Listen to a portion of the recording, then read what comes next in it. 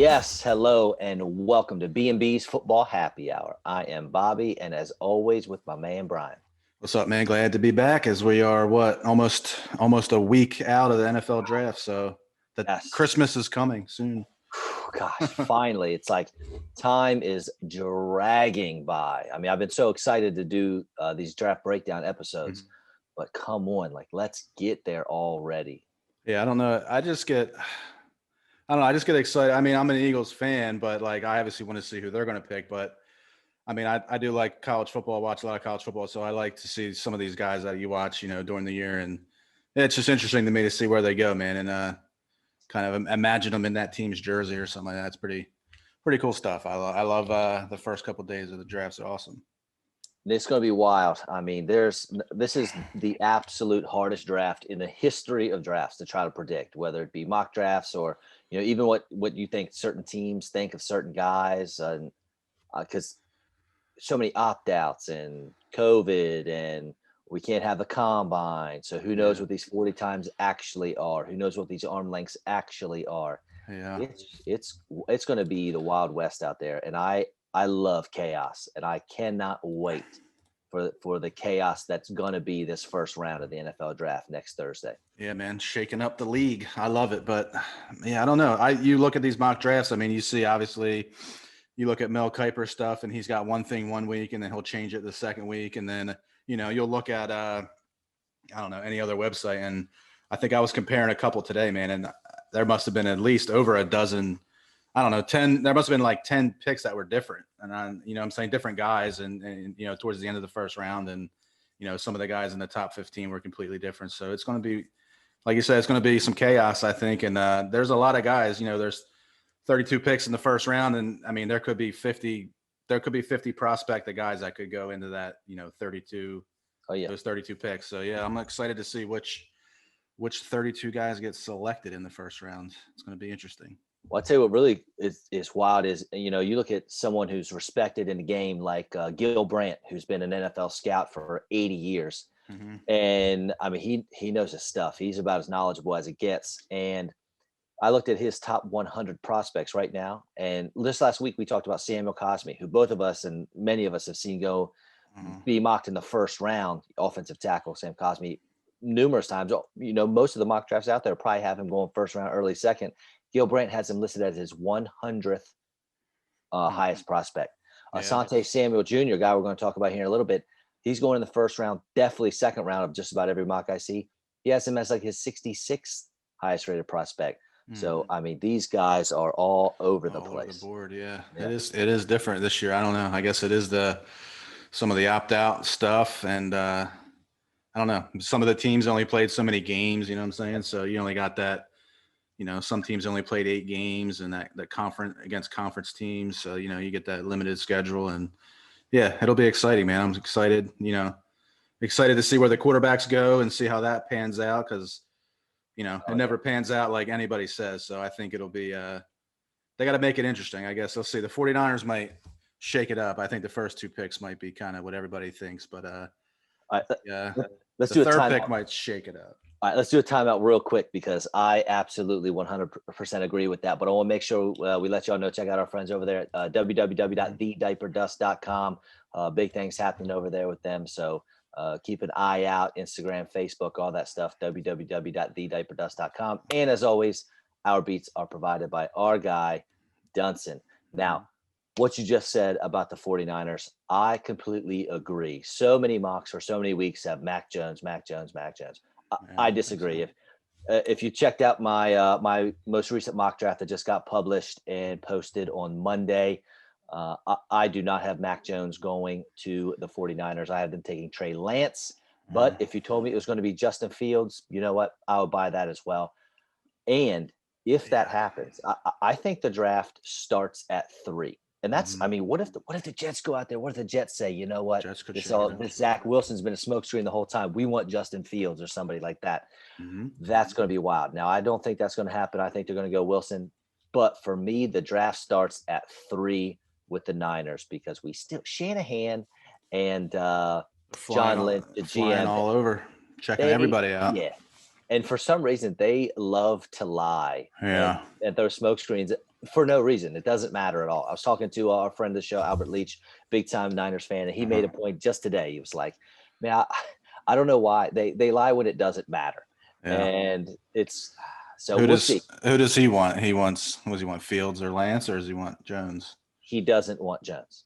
I just don't. I just don't know why you would trade up to give up the picks to get him. I don't know. I mean, Right. I know we Exactly. talked about That's it, the point. before, but I think they're gonna. I hope they go Fields. I don't know. Fields or Lance don't matter, but I don't know. Mac Jones, to me, he's just not exciting. I don't know. I don't know how they sell, trading all the picks to get Mac Jones when they got a guy that's pretty much, Garoppolo is kind of a similar player. You know what I'm saying? I mean, they're kind of the same type of player. So if the Niners take Jones, then the rest of the draft is scrambling because oh my gosh, we have two of the big four quarterbacks still out there. What are we going to do?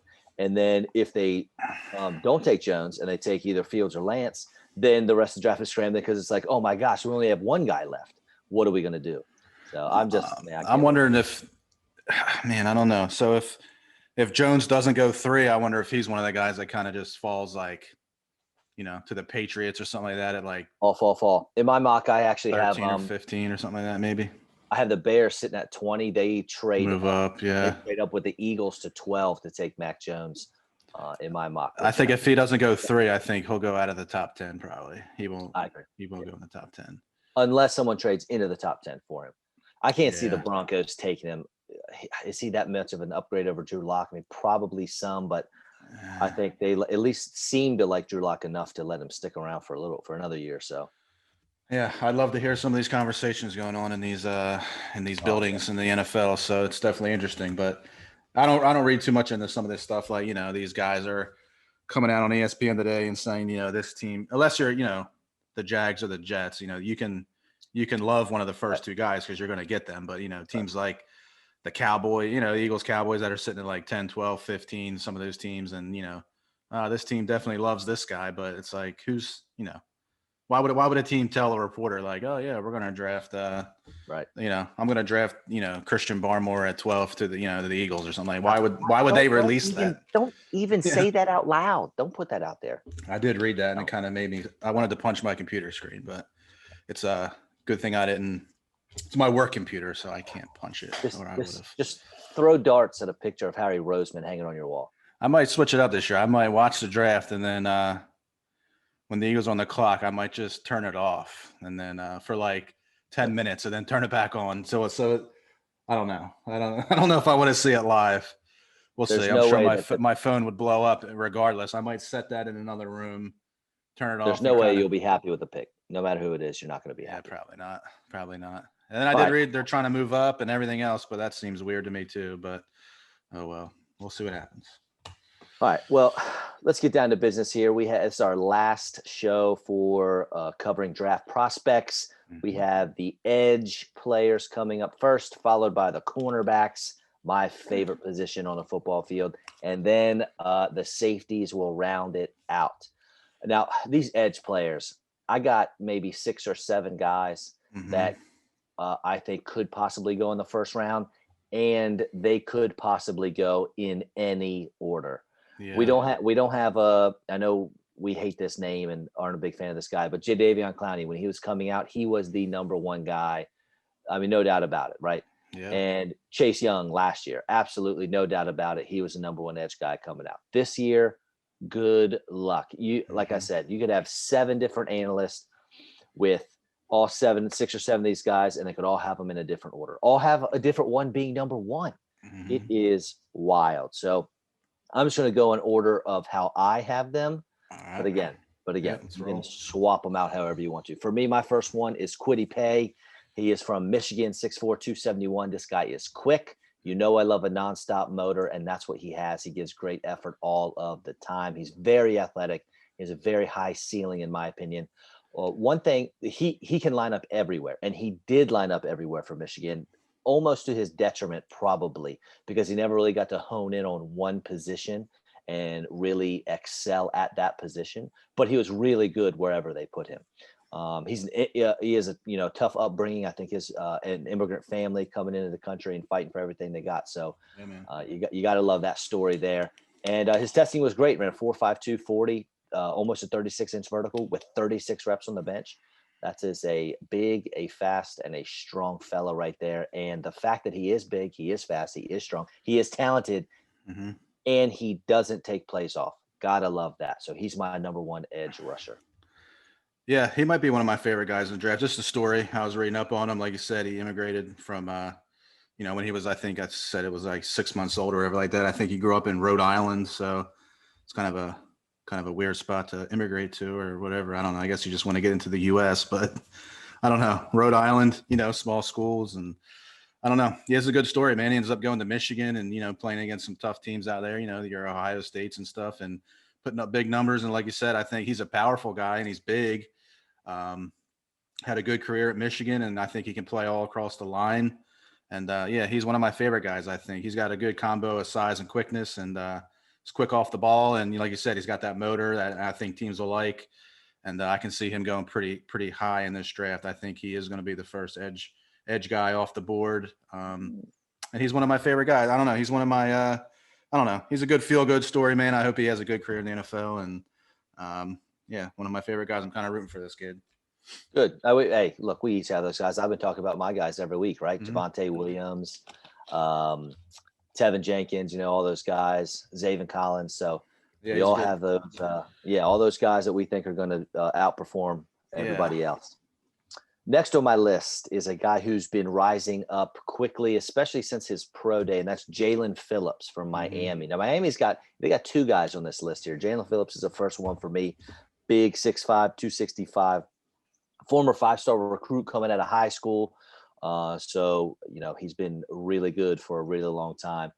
Now, he did start out at UCLA, had some concussion problems, actually medically retired, only to come back and transfer to Miami. But he's got a good blend of size and speed. He's probably the most technical guy in the group of the edge rushers this year. He has the most moves, at least. A lot of these other guys aren't experienced enough. They don't have quite the repertoire that he does as far as pass rushing moves go. So that's good. He can play the run. He can play the pass. He could be a little more consistent and work on his pad level a bit. But I think he makes the biggest impact right away. I think he's the most ready for the NFL. And he ran a 4.56 40 with a 4.12 short shuttle. Mm-hmm. So that is very agile for a big fella. To me, he's one of these guys. I think he might be one of the biggest risers to me, in this whole deal. Because he was a name that you heard of, but this guy's getting a ton of, after that pro day. He's rising up these boards. You'll see him, depending on what one you look. He might be the first edge guy off the list. You know what I'm saying? And his teammate, Russo, I guess he was, at the end of the college season, they were saying he was like a top, 10 pick. And to me, he seems kind of be shine. He's dropping and Phillips is rising. So it's, he's one of my biggest risers. And like you said, he is ready. He's a big kid, quick kid, has a, different path, like you said, started off UCLA. And I think he was going to retire from football because he was, all the concussions and whatnot, and ended up going to Miami, having a pretty good career at Miami. I think he was a second team All-American for the Hurricanes there, and, had a couple good years. And, he's a big kid, and I'm sure, he's a surefire first round pick, obviously. And I don't know. To me, man, he could be one of those guys somebody picks, pretty early. One of those guys that, kind of catch you off guard to me. So he's been rising lately. So Kwity Paye is my number one edge rusher, but I believe, if my memory serves me right, in my mock draft, I have Phillips going before him to the Giants at 11. So yeah, that'd be pretty early, right? Because I have him as the first defensive. Maybe not. Let me check my mock real quick. He's one of the first defensive players.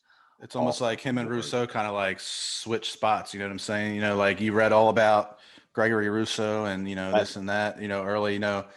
I don't know, a couple months ago maybe, or 2 months ago, it was all about Russo, and then all of a sudden there's this other guy, Jalen Phillips. Unless you're watching all these Miami games, you probably might not even have heard of that kid yet. And then, now he's almost cracking the top 10. You know what I'm saying? Somebody could, you never know, that he could crack the top 10. I don't know. You never know.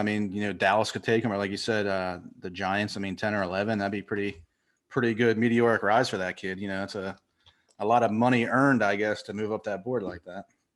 Yeah, I actually have him as my third defensive player off the board because three go right in a row. I got Surtain for the Broncos at 9. I got J.C. Horn to the Cowboys at 10, Yeah. and then Phillips going 11 to the Giants. Now, we can go ahead and hop on Rousseau since we've mentioned him already. He is Mhm. my fourth, so we'll come back to my third ranked guy, but we already talked about him. He is similar size, 6'6", 265. He's very long. He needs refining. He's got a lot of tools. And you mentioned he was an opt-out this year, but his 2019 was incredible. He was second in the country in sacks that year behind Chase Young. I believe he had 15 and a Mhm. half sacks in just that 2019. So the upside in the production is definitely there, but he is one of our more underdeveloped and inexperienced fellas. He basically Yeah. only has 1 year under his belt, and he made a lot of his plays from the inside because Mhm. they moved him around a little bit. So, yes, he made plays from the edge, but a lot of them came from the inside. And he could probably, if he's going to have to do that, he's going to need to put on a few pounds, probably to make that happen at the NFL level. And he did not test extremely well either, which is probably part of his drop, I Drop, think, yeah.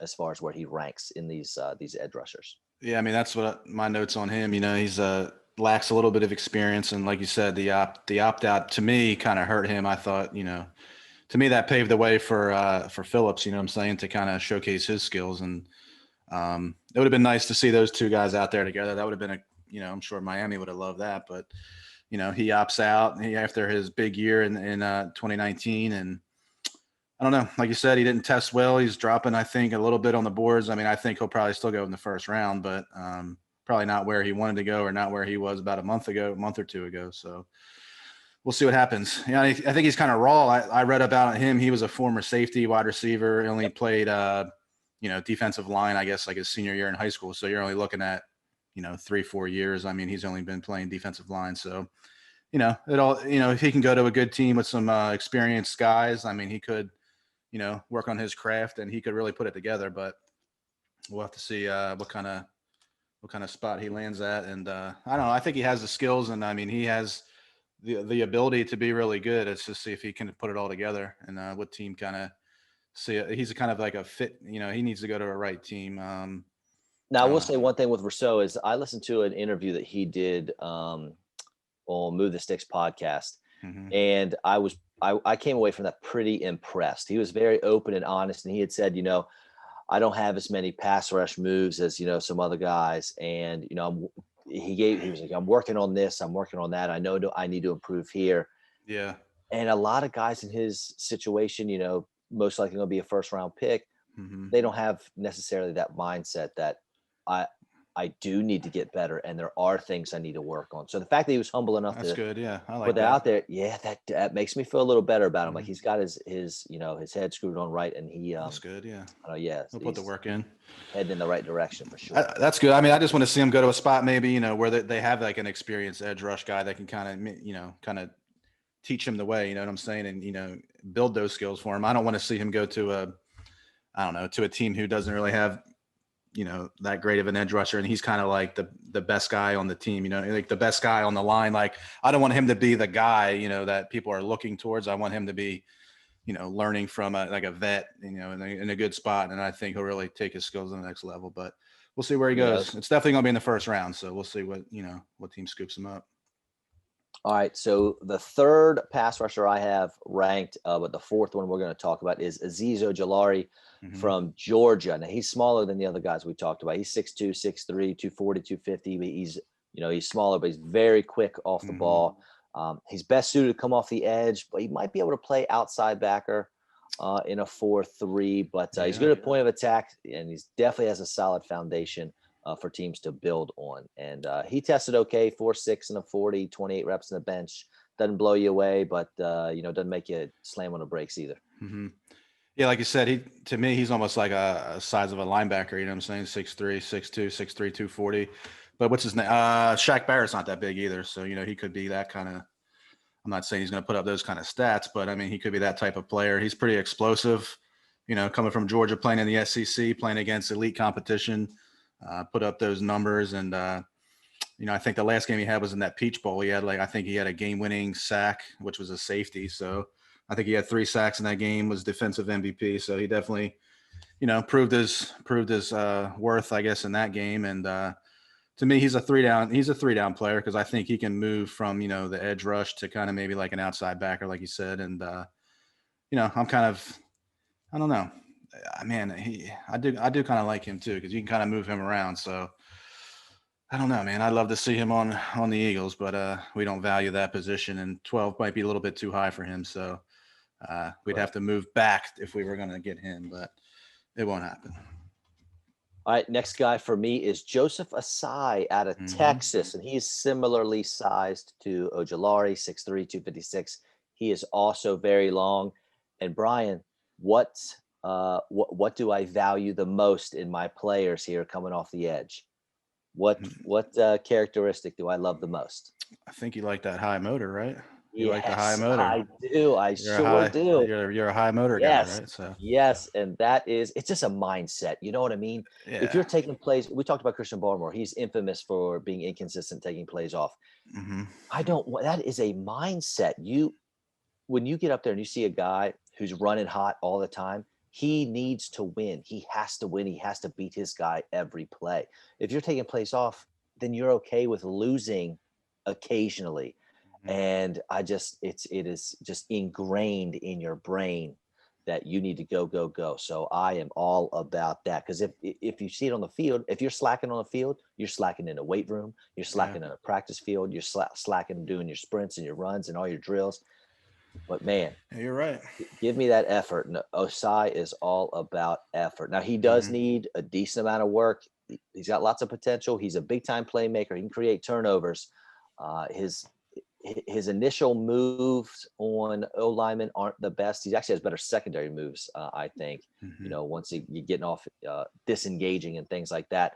And he's not great in coverage, but depending on the team, he may not have to do that very much. But I tell you what, dude, 41.5-inch vertical. This kid is explosive. Yeah, man, he's got the skills, and like you said, he played at Texas, got the high motor, and yeah, man. Yeah, like you said, if you don't, I don't agree with the guys taking plays off and kind of just half-assing it, on some plays like that. I don't. To me, that doesn't get you, doesn't keep you in the NFL too long. You know what I'm saying? So if you can if you can run half speed, on a game that's on national television, or what I'm saying, or you're getting paid to do a job, and then you can take plays off. I mean, what else are you taking off? You know what I'm saying? Like you said, what else? To me, if I was a coach, it would be, what is this guy doing behind the scenes? That's not, that should be getting done. So, but I think this kid's got some skill, and he's another riser to me. I mean, I think, you know, um, probably a month or two ago, he probably wasn't even considered maybe a first round pick. He might have been a second round guy, and he still could be. But I think, lately he's been kind of rising. I think he could end up in the latter part of the first round. The team could. He's got some skills, man. So I think he could be pretty disruptive in the NFL. Given the right team and the right scheme, I think he could refine those skills, and I think he could be a playmaker. Especially if you get someone like we just talked about there, Joseph Asai, and you get him on a team that already has a good defense. I know Hmm. you had mentioned this with a player Rousseau, but you get Yeah. him on someone like Baltimore where they can be a situational pass rusher for a year Yeah. and really learn the position and hone their skills where they're not necessarily needed this Yeah. season. It's almost like sitting a quarterback for a year, Hmm. having them sit under a veteran to learn the game, see how the NFL's played, and then put them in there, a la Patrick Mahomes behind Alex Smith. Hmm. That seemed to work out pretty well, I think, for the Chiefs. If they could, that is an ideal situation for a lot of these guys. No one wants to sit the bench and everyone wants to play right away, but and edge is different than quarterback. Think about if you're a rookie and you go to the Baltimore Ravens and they're like, look, you're going to play 20 to 25 plays snaps this game, but Hmm. every time you're in there, you're doing everything you can all out to get to the quarterback. Oh yeah. That's a I feel like that's a dream. That's You not a know, bad you don't gig. have Yeah. to right. It's a great way to learn, and up your game for your sophomore season and just be a better all around NFL player. Yeah. It's a good way to Have a better career. get your feet wet. The first year, learn some moves. Learn the ways of the NFL, learn how this stuff works, and get that experience and learn from some veteran guys. Can't go wrong with that. Now, I know getting you're a Penn. paid. Yeah, oh, yeah, for sure. I know you're a Penn State guy. I'm not sure how you feel about this next fella.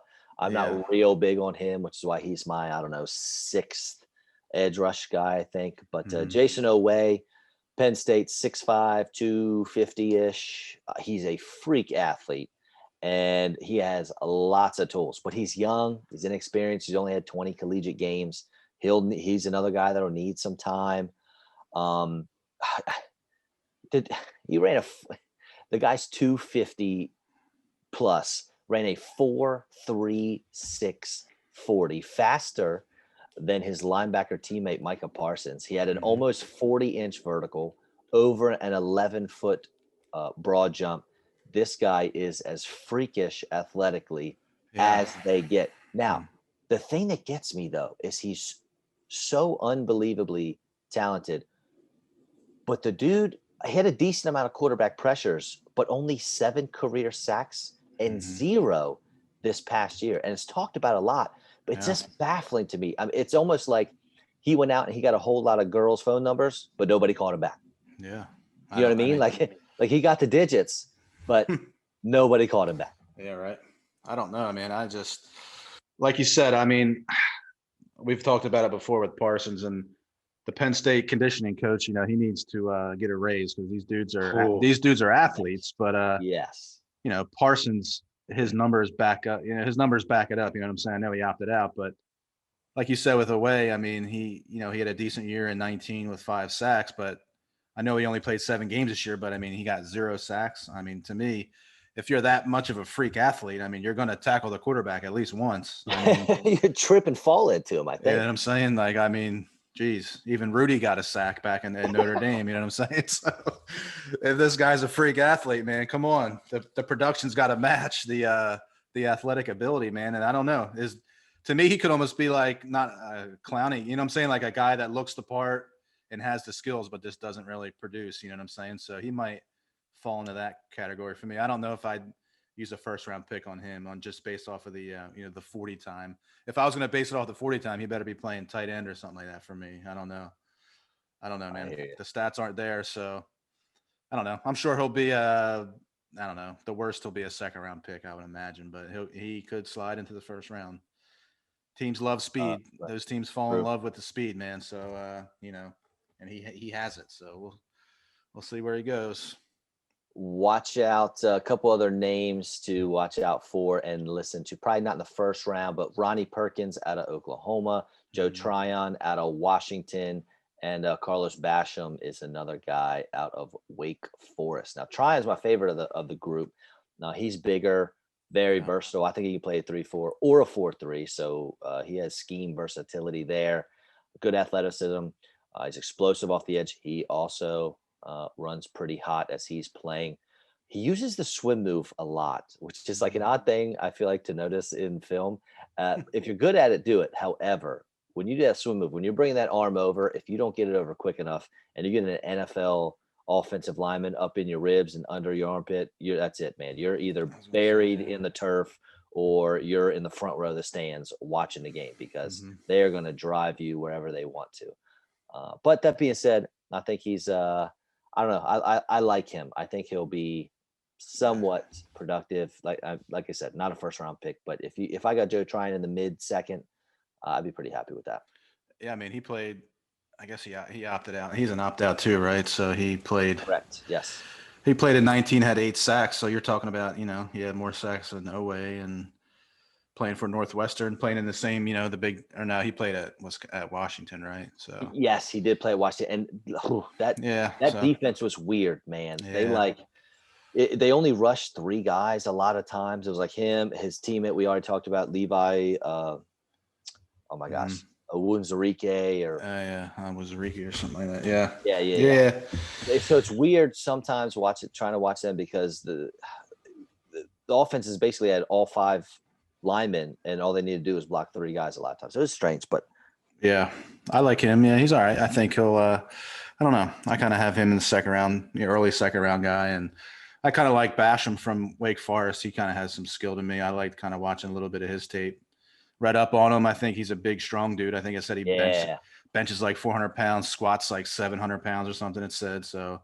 This He's dude's kind not. of another freak athlete guy that kind of Yeah, he's not going to run around too many people. He doesn't have a whole lot of bend speed, but off the edge. he's all But power. Yeah, he's a power guy. But yeah, we'll see. I don't know. He's coming from Wake Forest, so not that's ACC. So playing against Clemson and those teams. So played against some elite talent. We'll see. I can see him slide into the end of the first, maybe. all right, on to my favorite position on the football field, and that All right. is cornerback. Yep. And I, all right, this first guy is one of my favorite players in the draft. And unfortunately, he's got some injury concerns because Caleb Farley out of Virginia Tech, another opt Mm-hmm. out, he is when I watch this guy on film, he is one of the best corners that I have watched in several years. Now, I'll admit, really breaking down film, I've only done the past few years, but I'm telling you, this guy is almost flawless to watch. I love him. He's enormous. He's 6'2", 207 ish for a corner. He's got great instincts. He is physical. He played quarterback in high school and started college as a wide receiver. So he knows what the offense is thinking. That gives him a whole different outlook on, what's going on. He's very good at man coverage. This dude can fly. They got him like a 4.2, 840 or something. Now Yeah. it's not official because he didn't get to actually officially do anything because he had a back, granted minor, but a back procedure done. It's a second procedure he's had done on his back in his career. So that's not exciting. He's very fluid, and he has such a quick transition from back pedal to his man turn. I mean, there's a hitch in just about everybody who plays the game when they're Mm-hmm. backpedaling and switching into their turns. He doesn't have one. I mean, he is so good. Most people before this procedure had him as not just a top cornerback in the draft, but a top 5 player overall in this draft, regardless of position. I love this kid, and I really hope he doesn't drop too far, and I really hope he has an awesome career. Yeah, man, he's a big, for a corner, he's a big dude, 6'2", 200 plus. I mean, that's big in the NFL for a corner. So, and like you said, man's got all the skills. He's athletic. He's fluid. He transitions well. So, he's not afraid to tackle, but just another guy, man, another opt out. And I would have loved to see what he could have, would have did this year. But I don't know. Maybe we'll see. The injury concerns might worry me a little bit, especially with a back injury. You know what I'm saying? It's kind of not too good to be a 21 or 22-year-old kid with a couple back surgeries, but No. he's still going to get drafted fairly high, I think, definitely in the first round. But like you said, if he had a clean bill of health, I mean, I think this kid's probably inside the top 10. Oh yeah, for sure. He's the Yeah. first corner So off the board.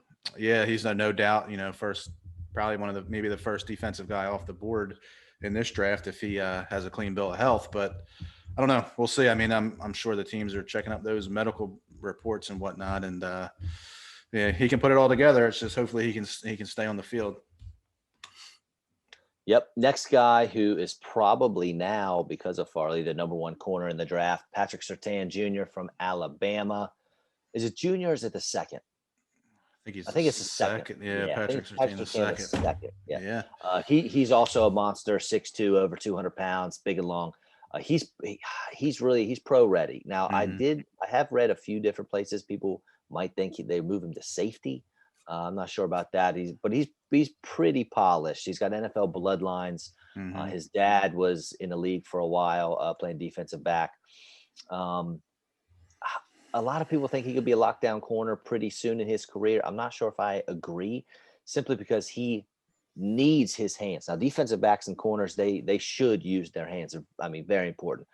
But he uses his almost to a fault. You see him, when he uses them correctly, it's great. He's got you locked up for Mm-hmm. sure. However, you see him sometimes lunging and trying to force his hands into his receiver, and when that happens, the dude gets beat.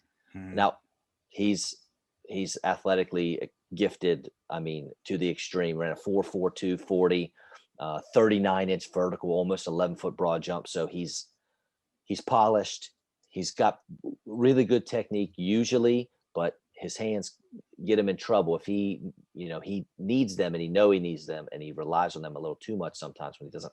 I don't know. Doesn't necessarily have to. Maybe Yeah, and they get him in trouble sometimes. Yeah, I mean that would be probably the downfall I guess he's got because in the NFL going into the NFL as a rookie, I'm saying if he's going to be using those hands a little too much. You know what I'm saying? Could be drawing some early flags early in the year. But yeah, to me, he's going to be the first corner I think taken. He's another big kid, like you said, 6'2", 200, 205, I guess, pounds. SEC Defensive Player of the Year, coming from Alabama. So got that NFL pedigree, man. I think he's ready. You can pencil him in day one as your guy at cornerback, I think, and maybe, like you said, maybe later on in his career, after a couple of years, maybe he could transition to a safety. But I think early on he'll be a corner. We'll see how he does there. But definitely put up some stats at Alabama playing against the best of the best out for them. Yep. So we'll see where he goes. I think he could be. I don't know. I think maybe the Cowboys might be looking at him at number 10, I think. So that might be For sure. but we'll see. I don't know. Jerry Jones loves those shiny offensive toys. So I don't know. They should probably pick him, but we'll see what happens. But we'll get to that next week, I think. But if not him, how about J.C. Horn out of South Carolina? Again, over 6 foot, over 200 pounds. And this guy might be the fastest of the bunch, running a 4.39 40 with an almost 42-inch vertical and over 11-foot broad jump. These guys are insane. Some athletes, yeah. They got some athletes in this draft for sure. I mean, well, guess what? His dad's Joe Horn. Remember Horn, him, receiver in the NFL, got in trouble scoring a touchdown for the Saints and pouring a flip phone, right? Wasn't it a flip phone, cell phone? Yeah, it was one of those those Motorola flip phones out of the old the field goal post pad or whatever. He pulled it out and started dialing up on it. So yeah. And Horn's big, he's long, he's physical. He makes receivers work for the catch. He's not going to give up anything very easily. He improved every year he was in college. He's got quick feet, uses his hands effectively, but he does get a little too handsy at times, get some penalties called on him. You just said could be a problem for Surtain. It's definitely going to be a problem for Horn, I think. Especially with these tightened up defensive pass interference rules. But he's not quite as fluid. He guesses sometimes, but he's a good player. He'll be just fine in the NFL. Yeah, man.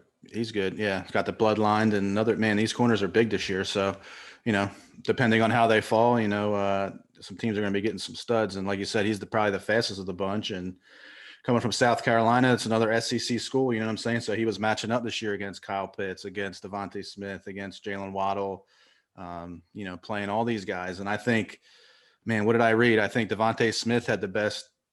I think he had like 60 yards against him when he was covering him, and that was the most he gave up all year. So that guy won the Heisman, obviously, and he's going to be another first-round pick. So, he's got the skills, and we'll see how he transitions to the NFL. But, yeah, I think he's definitely going to be a top 15 guy. We'll see where he goes. But, I'm excited for him. I think he's pretty good. To me, I guess not a riser lately, but he kind of came on later in the year. You know what I'm saying? Like his name wasn't out there, a few months, or I don't know, not maybe a few months ago, but as the season progressed, I think he kind of, caught wind towards the end of the year and kind of, made his name. And we'll see. Yeah, I think he's going to be definitely a top 15 guy, and I'm kind of excited to see where he goes. Oh yeah. And the next two guys, I keep flip-flopping. It's like every week I can't decide who I think is my fourth and who is my fifth corner off the board here between Asante Samuel Jr. and Greg Newsome the second. We'll start with Newsome. He's out of Northwestern, 6'1", 190. This has to be the largest cornerback class in the history of drafts. Yeah. But this kid's got good ball skills. He's got really good instincts. He's extremely athletic, and it shows up on tape. Some guys, they test really well, but you don't actually see it on the field. But not this guy. You can definitely see he's not afraid to get dirty. He's a very willing tackler, quick, fluid. 4.3 140. This kid can absolutely fly. The only issue and why he's not my definite third or fourth corner off the board is he's never played a full season. He has battled various injuries throughout his career, and that's worrisome if you're taking a guy in the first round, which I think he'll probably go in the first round. You don't want him in the training room.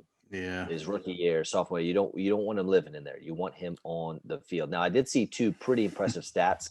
I think that he gave up one touchdown reception in like 460 pass coverage plays, and he only allowed, I think, 12 completions total last year. Hmm.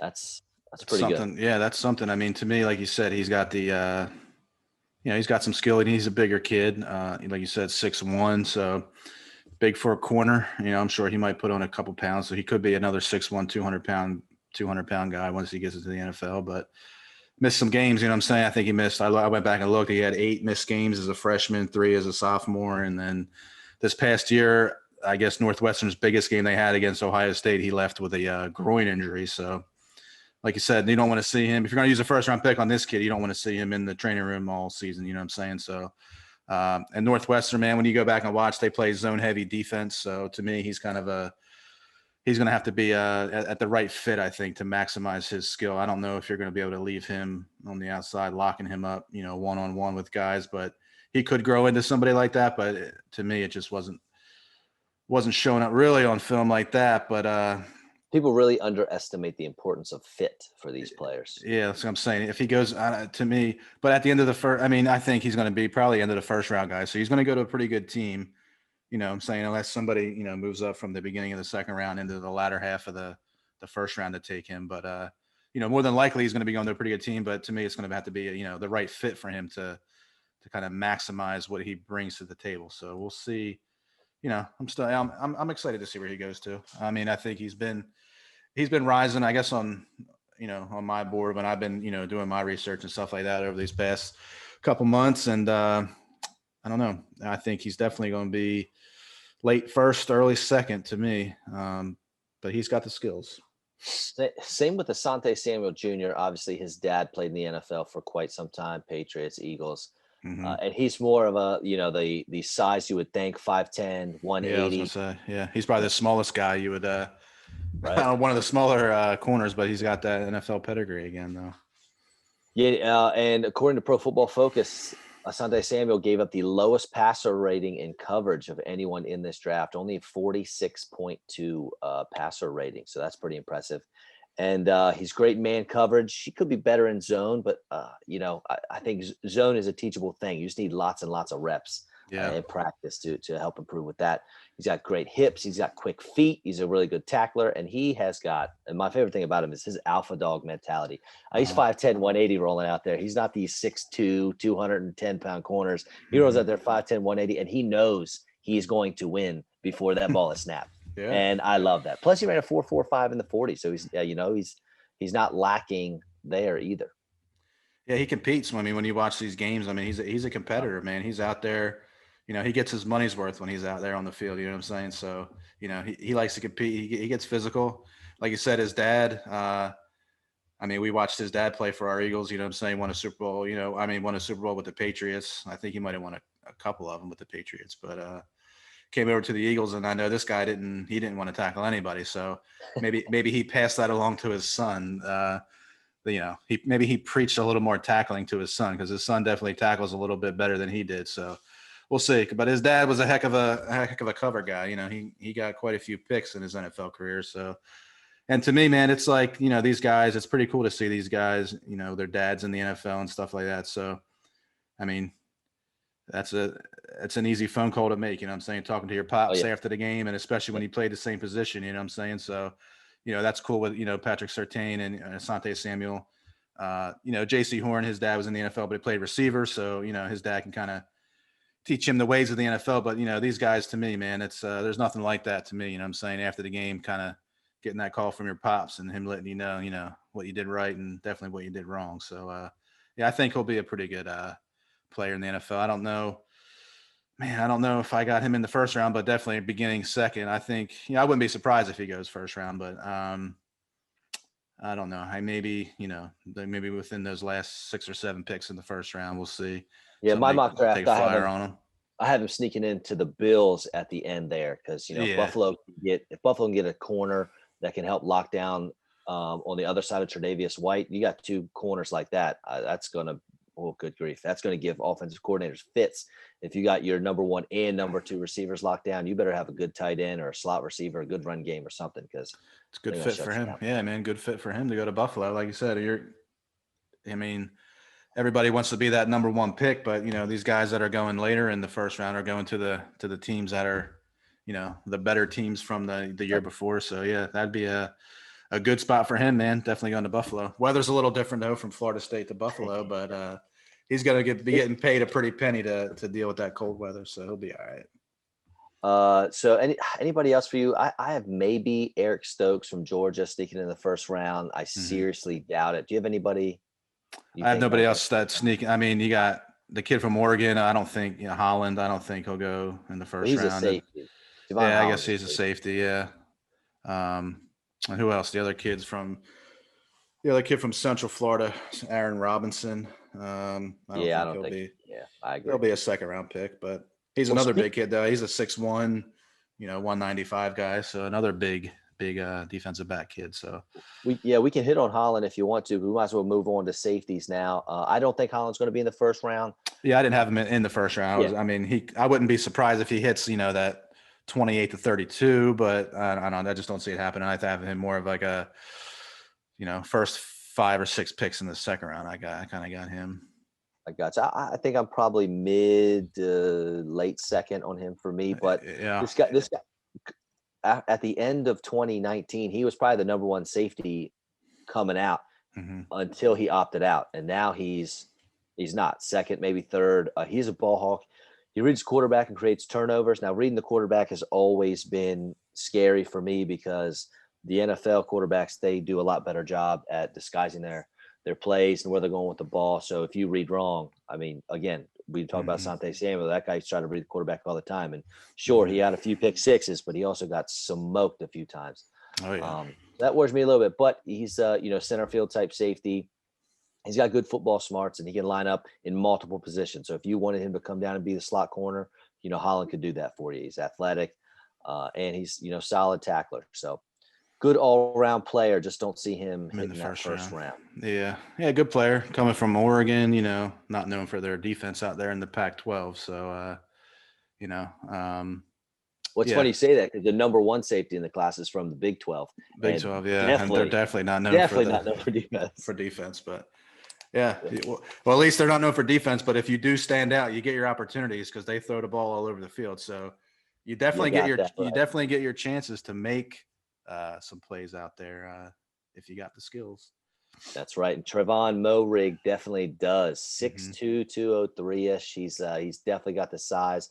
He can cover the slot as well. He's a great open field tackler.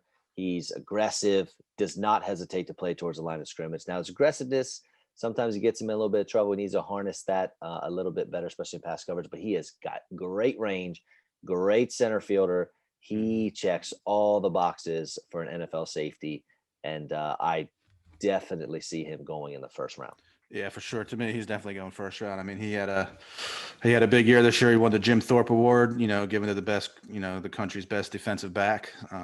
So second team All-American, which is kind of weird to me. If you're going to win the Jim Thorpe Award and then, be a second team All-American is kind of weird. But anyway, I think he's definitely going to be a surefire first round pick. He had a good year this year. I think he had 7 picks this year. I mean, that's a lot of picks for a safety. So I think he had 125 tackles in 3 seasons. Yeah, he's a good kid. I don't know. He had 7 picks in his career, I think. Never mind. He didn't have 7 picks just this year. But anyway, I mean, he had a good career at TCU. Definitely got his chances to make some plays. And yeah, and a year, I think safety, obviously, we're only talking about him really. And we talked a little bit about Holland, but he's not going to go in the first round. So kind of a weak safety class this year, but he's definitely the best of what they got. And he's going to go mid to late, I think, first round. Yep. I get him going to the Jacksonville Jaguars. I actually have Jaguars trading down a little bit in the first round, couple spots, and their guy Moehrig is still there. So they take him in my mock. Yeah. And check out that mock. We got it on the site, B&B's Football Happy Hour at Facebook. It's also on Twitter at rwall16, RWAUGH16. So check it out there. And I know that finishes up our draft profiles and stuff for our players coming out. And then next week be a 2-part, maybe even the end of this week we'll do one. I don't know what our schedule is. We might Yeah, have to well, do one into this week because next week, Thursday's out. We can't do a show on Thursday. So we have yeah, two-part mock draft for us, right? Maybe the mhm. first 16 picks, one show, and then the next 16 picks, the next one. We'll have Another to one. figure out how we feel like doing that. I'll figure it out. But Alternating picks or something. But we'll leave that for our next two shows. yeah, I think obviously we'll do our little mock draft. I know that you kind of put it out there, your article and stuff like that, so we kind of know where you're leaning. But you never know how we'll do it. Maybe we'll It's fluid though, man. It yeah, really it is could fluid. I mean, change. even it, my my mock draft's been posted for 36 hours. I'm already thinking maybe Justin Fields is going to go third rather than Trey Lance. So Yeah, you never we'll know. shake it up a little bit. We'll especially if we're going to be alternating picks. So you never know. I might pick a guy at some spot. You have him in a different spot, Yeah, so you'll need to take somebody else. So yeah, we'll do that next week. We'll get it out there, and we're I guess what is it now? Nine days away from the draft. So we're inside of 10 days, man, and see where some of these guys go that we've been breaking down for the last couple of weeks. So I'm excited, and yes. yeah, man, another good show. Check us out on Facebook. We'll put the video up there, like we always do every week with our faces on there, man. If you want to check us out, see what we're wearing. We're Uh, handsome, that's for sure. yeah, man. I know everybody. Some people like watching the video. Everybody else, if you want to check it out, anywhere where you listen to podcasts, Google Podcasts, Apple Podcasts, Pandora, Spotify, that'll be on there first thing on Wednesday morning. So check it out. Give us a follow, man, and you'll get the alerts every time we post a new episode. It'll come right up there on your phone, and you can just click on it and play it through your phone or your car on the way to work. So give us a follow, tell your friends, and we'll keep this thing going. That's right. Check out our folks over there at Diaper Dust, and All right. yes, we will see you when we start our mock draft episode. Yep. We Next talked episode will about be that. yeah. I guess next episode will be one through 16 picks. So Yeah, gotta be. that'll We be the talk next too one out. much to have. We talk too much to Yeah. have a mock draft with all 32 picks in one Yeah, show. that'd be too long. I don't think anybody wants to do that. We'll break it up into two episodes for them. So we'll be bringing that to you in a couple days. All right, folks. We'll see you in a week. Thank you. All right. See you.